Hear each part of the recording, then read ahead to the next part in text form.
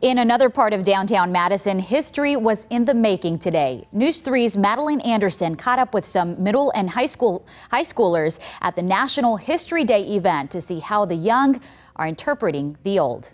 They had to sell everything they had and just pack up and leave their land. No, I didn't know that story. They may be barely a decade old, but their knowledge spans centuries. 20 years ago tomorrow, the Berlin Wall came down. In honor of National History Day, students from around the state are taking on a historic topic of their choice. They can do a documentary, they can do a website, they can do a performance, write a paper, or do an exhibit. We could do a website too. It's kind of the modern thing. And we did the World War II dropping of the atomic bomb on Nagasaki and Hiroshima. The theme this year was the consequences, failures, and successes of great moments of diplomacy throughout history.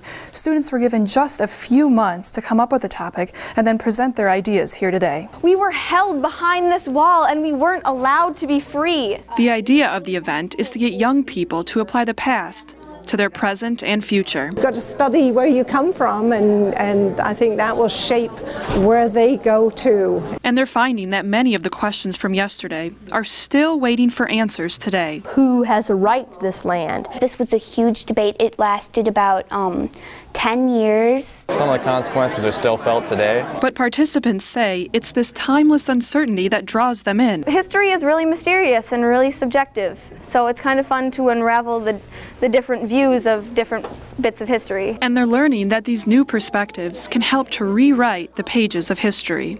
Madeline Anderson, WISC News 3.